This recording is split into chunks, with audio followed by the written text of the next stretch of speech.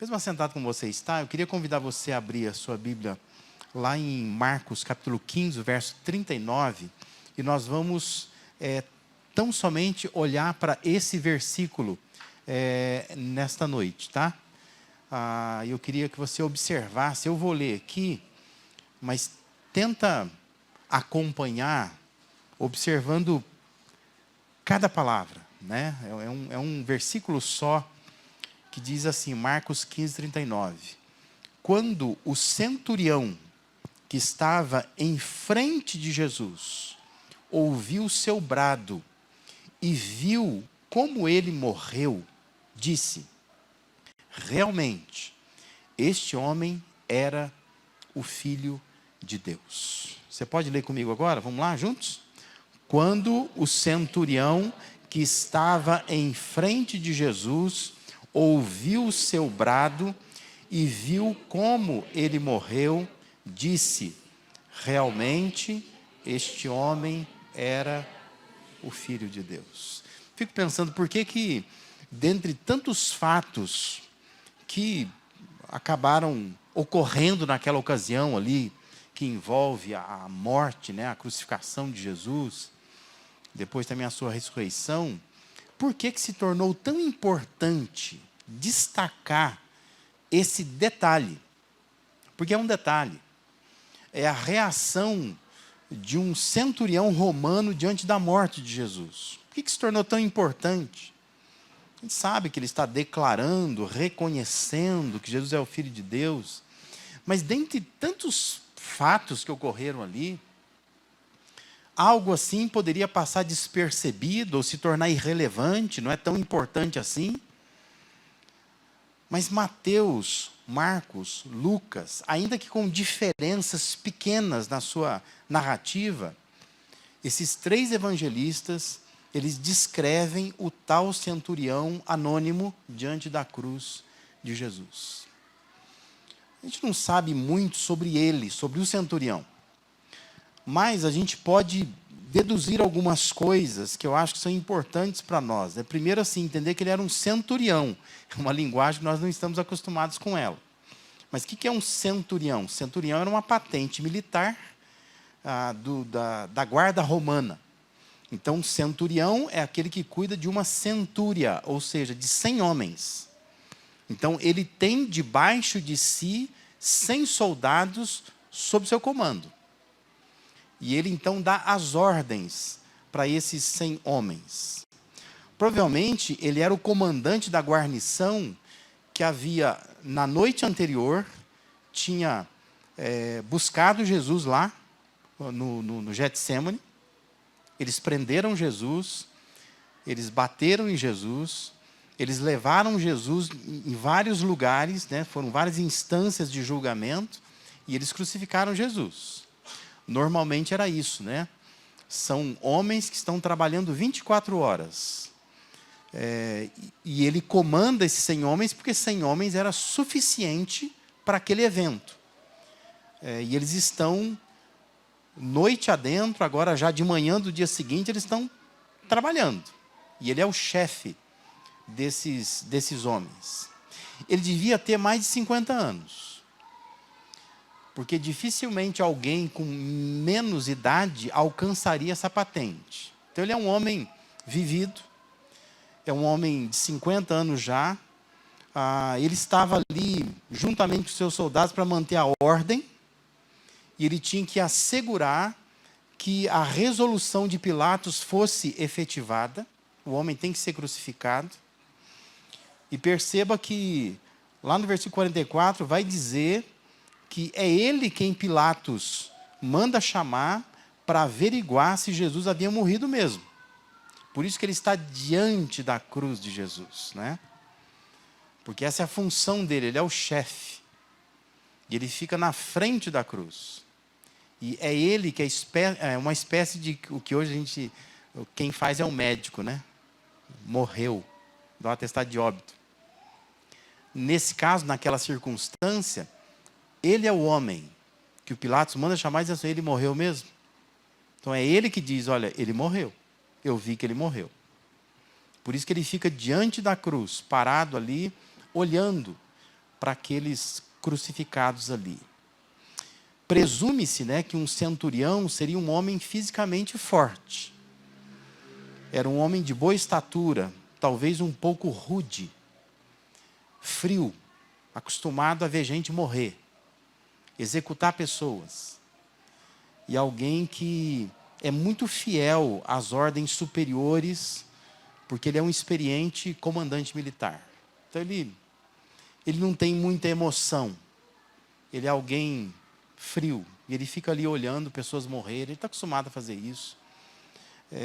E o fato é que os evangelistas, movidos por Deus, preservaram em suas narrativas a reação desse homem diante do sacrifício de Jesus.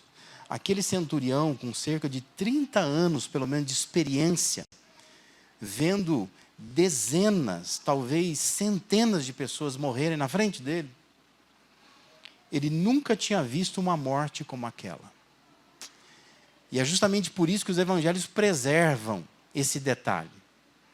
Porque o que se tem aqui é um centurião romano que está acostumado a ver gente morrer, que está acostumado a executar crucificações, mas ele se vê agora chocado, porque ele está diante de um homem que ele nunca viu uma morte como aquela.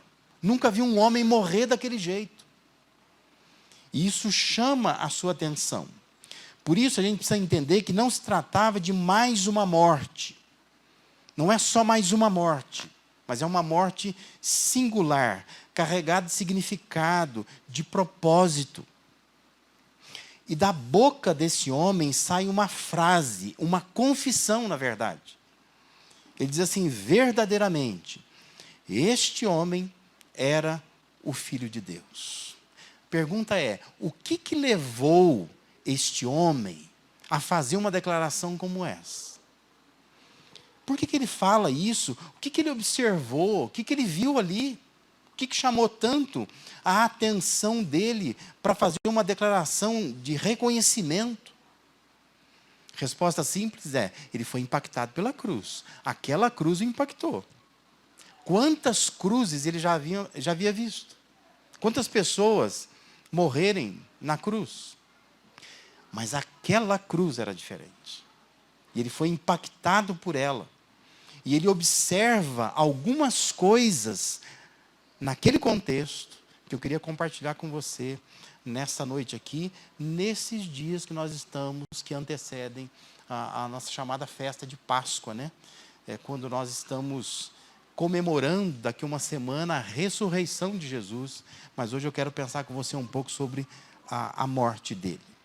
Então, a primeira coisa que chama a atenção, que ele vê, é a conduta de Jesus, é o comportamento dele. Ele está numa posição privilegiada, diz o texto, ele está diante da cruz, bem na frente mesmo. E nessa posição ele consegue ver muito bem Jesus. O versículo que nós lemos diz que depois que ele viu a forma como Jesus morreu, é que ele disse. E o texto é interessante, né? Porque diz assim, quando ele vê como Jesus morreu, a forma como ele morreu, ele declara: este homem era o Filho de Deus. É interessante que quando você observa as narrativas paralelas da ressurreição, da crucificação de Jesus, você nota que Jesus fala várias coisas, tem várias falas de Jesus, coisas sendo ditas ali. Ele conversa com os que estão ao lado crucificados, né? Ele comenta algumas coisas, ele fala: eu tenho sede. E tem aquela frase final: está consumado. Mas não sei se você sabe, mas provavelmente o centurião não entendia nada que Jesus falava. Porque Jesus falava aramaico. E o centurião falava latim. E normalmente esses militares que ocupavam essas regiões, amando lá da central, né, do Império Romano, que era Roma, eles eram trocados com frequência. Porque o interesse do imperador romano era que nenhum desses militares, especialmente os comandantes, que eles pegassem amizade, que eles convivessem muito com o povo. Então eles mudavam muito de país. E com isso, eles não tinham essa preocupação em aprender a língua do país. Então eles falam, e quando eles falam, há narrativas disso, de centuriões falando com o próprio Jesus, provavelmente eles falam por meio de intérpretes. Eles não falam aquela língua. De modo que ele está diante da cruz, Jesus está falando coisa, ele não entende nada que Jesus está falando. E para ele isso é irrelevante. Mas ele viu que Jesus não agia como os outros condenados. Basta você ler Lucas capítulo 23, versículo 39 e 40, para você ter uma ideia de como que os condenados, os judeus, né? Eles eram condenados à crucificação e como que eles tratavam quem estava lá embaixo. Era raça ruim. E diz os historiadores que um crucificado ficava lá crucificado, já que ele tinha que ficar muito tempo, o soldado romano ficava lá embaixo para ficar vigiando, ver o que está acontecendo, para ver se ninguém solta ele de lá. Eles ficavam cuspindo nos soldados lá embaixo, xingando. Diz que eles falavam mal dos deuses, dos romanos. Era um ambiente hostil, de agressão, de xingamento. Mas Jesus não faz nada disso. E é isso que ele está observando. Esse crucificado não é bandido. Ele não é raça ruim. Ele não fica insultando. Ele não fica cuspindo na gente. Ele fica quieto, lá na cruz. Ele fala algumas coisas que nós nem entendemos. Mas ele é diferente de todo mundo que eu já vi. E essa conduta chama a atenção do centurião. O apóstolo Pedro, quando ele escreve a sua carta, 1 Pedro capítulo 2, versículo 23 e 24, diz que quando Jesus era ultrajado, ele não revidava com ultraje. Quando maltratado, ele não fazia ameaças, mas entregava-se àquele que julga retamente, carregando ele mesmo em seu corpo, sobre o madeiro, os nossos pecados. O centurião foi testemunha disto. Porque os crucificados ao lado, diz Lucas 23, ultrajavam Jesus, mas ele não ultrajou. Ele não revidou aquilo. Ele não devolvia o xingamento. O centurião está só observando esse homem. Não entendo nada do que ele fala. Mas o que ele faz, ele tem uma linguagem corporal. Ele tem uma face, um rosto, uma serenidade que chama atenção. E o centurião está observando isso. Ele está dizendo assim, olha, esse homem é o Filho de Deus. Porque ele é um crucificado diferente dos outros crucificados. Porque as pessoas ficavam crucificadas ali horas. Dependendo do organismo da pessoa, da força física, dias. Essa era a ideia da crucificação, matar a pessoa não rapidamente, mas matar lentamente. 24 horas, esticado na cruz. Tremores pelo corpo, cãibra, dores, febre, dor de cabeça. Ia tomando conta da pessoa. Até 48 horas ela podia ficar ali. E o centurião ficava ali observando. Até que o silêncio tomava conta, olhava e fazia, a pessoa morreu. Ele tem que constatar que aquela pessoa morreu. Mas na sua extensa experiência, ele olha e observa 6 horas só. Depois de 6 horas crucificado. Jesus foi crucificado às 9 da manhã. Quando é 3 horas da tarde, Jesus dá um urro. Ele brada. É um choro misturado com um grito. E de repente ele morre.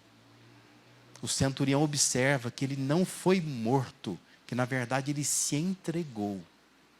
Ele abaixa a cabeça e fica quieto. Apenas 6 horas depois. E você sabe a história, né? Que eles vão lá porque está ficando tarde. Já entra o sábado judaico.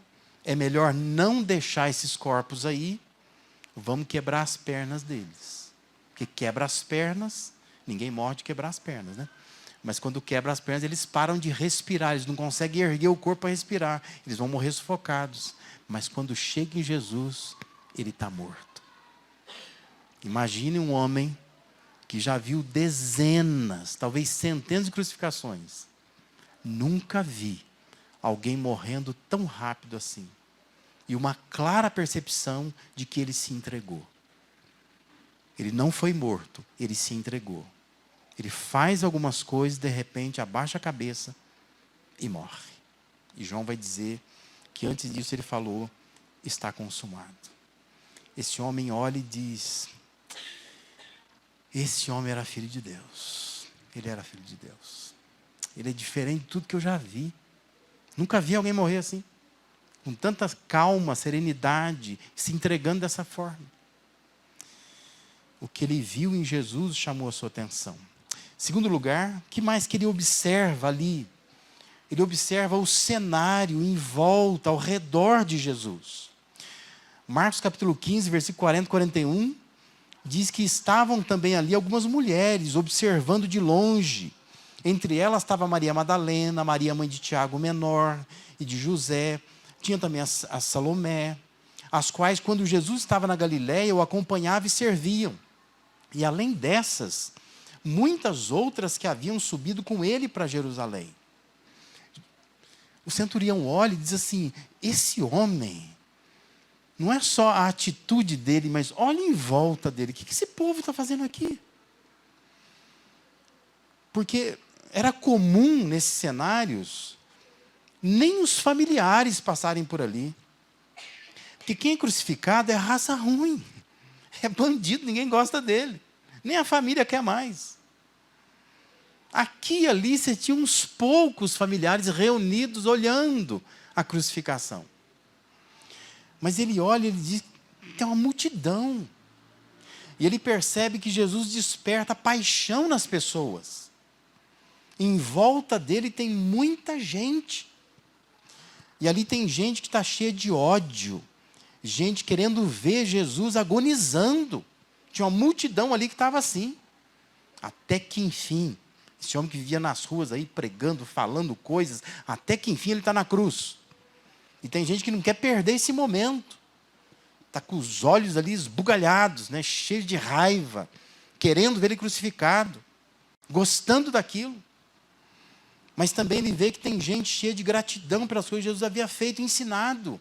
Tem gente chorando, agoniada pelo que está acontecendo, que sabe que ele é inocente. E ali também tinha gente cheia de amor por aquele homem extraordinário. As pessoas estavam olhando e falaram, gente, como é que pode?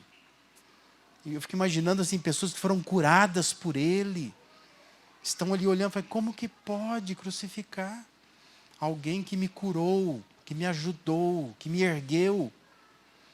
Mas ele está ali sendo crucificado.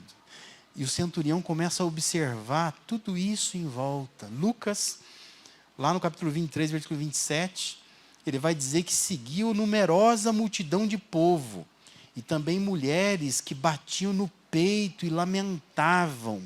Tem um ambiente triste, gente chorando, gente angustiada com aquilo. O centurião está olhando tudo isso. Tem um cenário em volta. Mas é curioso pensar que ao redor de Jesus não havia somente pessoas. Tem todo um cenário montado.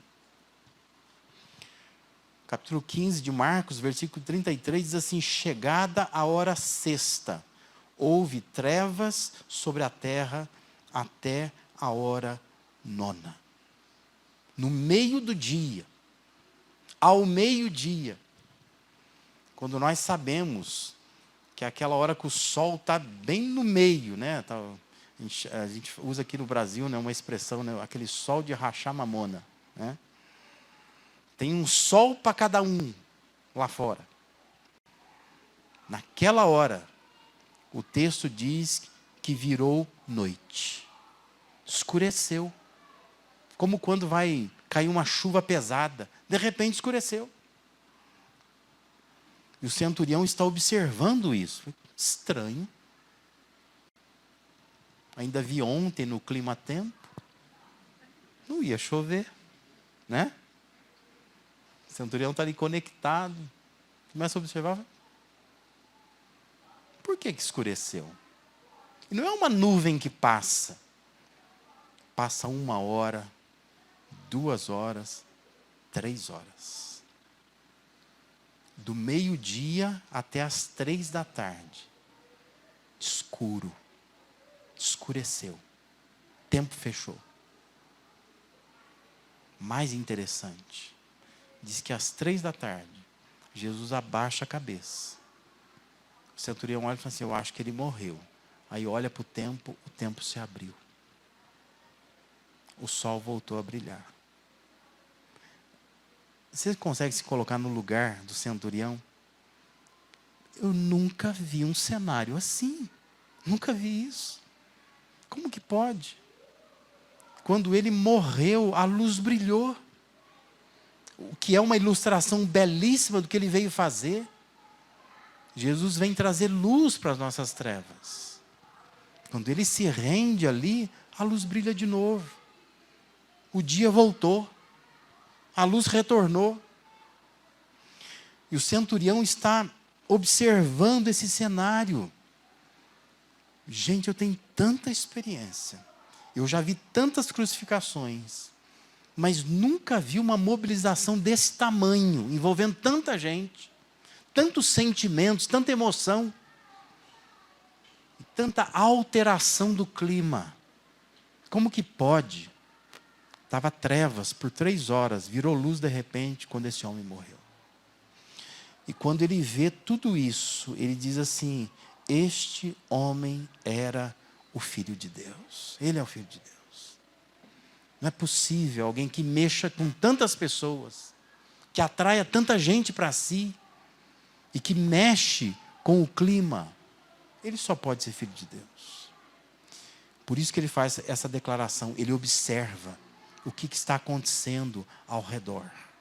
E como que as coisas modificam pela presença, pela obra de Jesus ali. Mas, em último lugar, o que mais que ele observou? Ele também observou o seu próprio coração, o coração dele mesmo. Ou seja, ele olhou para si. O que nós temos aqui é uma experiência, uma declaração que ele faz que reflete a sua consciência. Ele olhou para Jesus, ele olhou em volta de Jesus o que aconteceu, mas ele também olhou para dentro de si. Essa afirmação do centurião não denota apenas a sua consciência de quem Jesus era, ou de quem ele representava para as pessoas. Mas essa declaração também foi uma confissão de como ele se via diante do que estava acontecendo ali. E a gente observa isso quando nós olhamos para a descrição de Lucas. Quando a gente vai para o texto paralelo. Lucas 23, versículo 47. Veja como Lucas descreve aquele mesmo verso de Marcos 15, 39. Lucas descreve assim, vendo o centurião o que tinha acontecido, Lucas diz assim, ele deu glória a Deus, dizendo, verdadeiramente este homem era justo. E aqui vem uma coisa, puxa, mas por que Lucas descreve dessa maneira? Por que ele diz que quando o centurião vê o que tinha acontecido, ele diz que ele deu glória a Deus? E por que ao invés de ele dizer assim, ó, este verdadeiramente é o Filho de Deus, ele diz, esse homem é justo? Sabe por quê? Porque Lucas, ele quer descrever como que um romano estava entendendo essa frase. Lucas faz 2 coisas. Primeiro ele diz assim, o centurião glorificou a Deus. Porque ele quer que ninguém o interprete mal. Lucas não quer que a gente ache, lendo o texto dele, falando assim, olha lá, está vendo? Ele está dizendo que não reconheceu como Filho de Deus, não. Fala, não, ele glorificou a Deus. Mas ele quer dizer com muita clareza como que um romano estava entendendo essa frase.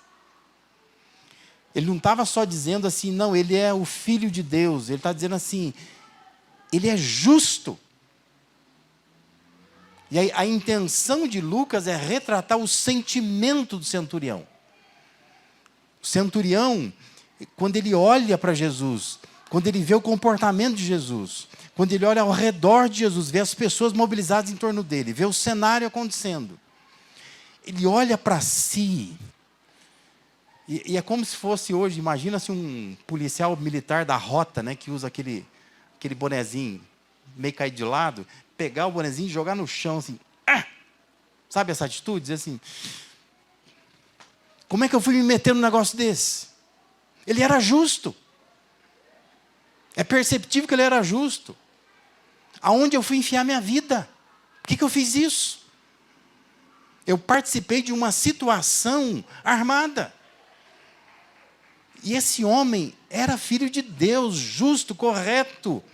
Por que eu fui fazer isso? É a maneira como o romano entenderia. Quando ele diz, ele é inocente. Ele era o filho de Deus. Ele está dizendo assim, ó, eu entrei numa enrascada. Eu não deveria ter feito isso.